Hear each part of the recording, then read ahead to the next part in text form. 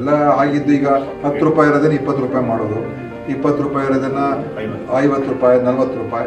ಅವಾಗಿನ ರೇಟ್ಗಳು ಏನಿತ್ತು ಇವಾಗಿನ ಒಂದು ರೇಟ್ಗೆ ಒಂದು ಹೋಲಿಕೆ ಮಾಡೋಕ್ಕಾಗೋದೇ ಇಲ್ಲ. ಅದು ಜನರಿಗೂ ಭಾರ ಅಂತ ಏನಲ್ಲ, ಆದರೆ ಒಂದು ಕನಿಷ್ಠ ಏನು ಆ ಯೂಸರ್ ಚಾರ್ಜಸ್ ಏನಿರ್ತದೆ ಮಿನಿಮಮ್ ಒಂದು ಜಾಸ್ತಿ ಅದು ಹೊರೆ ಆಗದೆ ಇರೋ ರೀತಿಯಲ್ಲಿ ಇರುವಂಥದ್ದು. ಸರ್ಕಾರ ಏನೇ ಮಾಡಿದ್ರು ಇವತ್ತು ಗ್ಯಾರಂಟಿ ಸ್ಕೀಮ್ ಅಂತ ಮಾಡ್ತಾ ಇದ್ದಾರೆ. ನನಗೇನು ಅರ್ಥನೇ ಆಗೋದಿಲ್ಲ. ನಾವಿದು ಏನೇ ಮಾಡಿದ್ರು ಇವತ್ತು ಗ್ಯಾರಂಟಿ ಸ್ಕೀಮ್ ದುಡ್ಡು ಅದಕ್ಕೆ ಮಾಡ್ತಾರೆ. ಪರಿಷ್ಕರಣೆ ಹಿಂದೆ ಎಲ್ಲ ನೀವು ವಾಟರ್ ರೇಟ್ ಹೆಚ್ಚು ಮಾಡಿರುವ, ಕರೆಂಟ್ ರೇಟ್ ಹೆಚ್ಚು ಮಾಡಿರುವ, ಈ ಮತ್ತು ಬೇರೆ ಬೇರೆದೆಲ್ಲ ಹಿಂದಿನ ಸರ್ಕಾರಗಳಲ್ಲಿ ಮಾಡ್ಕೊಂಡು ಬಂದಿದ್ದಾರೆ. ಅದಕ್ಕೆ ಈ ಹೋಲಿಕೆ ಇದು ಅನಾವಶ್ಯಕ. ಇದು ಬಹಳ ವರ್ಷಗಳ ಹಿಂದೆ ಇದ್ದಂಥ ಒಂದು ಏನು ರೇಟ್ ಇತ್ತು ಅದನ್ನು ಸ್ವಲ್ಪ ಮಟ್ಟಿಗೆ ಹೆಚ್ಚು ಮಾಡಿದೆ. ಇದು ದುಡ್ಡು ಯಾರು ಹೊರಗಡೆ ತೊಗೊಂಡೋಗೋದಿಲ್ಲ.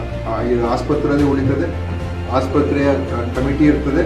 ಆ ಕಮಿಟಿಯವರು ಆಸ್ಪತ್ರೆಯ ಅಭಿವೃದ್ಧಿಗೋಸ್ಕರ ಏನೇನು ಮಾಡಬೇಕು ಅದಕ್ಕೆ ಉಪಯೋಗಿಸ್ಕೊಡ್ತಾರೆ.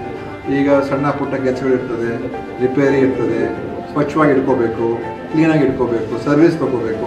ಅದಕ್ಕೆ ಆ ARS ಕಮಿಟಿ ಏನಿರ್ತದೆ, ಆಸ್ಪತ್ರೆ ಸಮಿತಿ, ಅವರು ಈ ಸರ್ಕಾರಕ್ಕೆ ದುಡ್ಡು ಕೊಡೋಲ್ಲ. ಈ ಆಸ್ಪತ್ರೆ ಅದೇ ಆಸ್ಪತ್ರೆಯಲ್ಲಿ ಅವರು ಉಪಯೋಗ ಮಾಡ್ಕೊಡ್ತಾರೆ. ವಿಕ್ಟೋರಿಯಾ ಆಸ್ಪತ್ರೆ ಏನು ಕಲೆಕ್ಟ್ ಮಾಡ್ತದೆ ಆ ವಿಕ್ಟೋರಿಯಾ ಆಸ್ಪತ್ರೆ ಅಭಿವೃದ್ಧಿಗೆ ಉಪಯೋಗಿಸ್ತಾರೆ ಹೊರತು ಬೇರೆ ಏನಕ್ಕೂ ಉಪಯೋಗಿಸ್ತಾರೆ.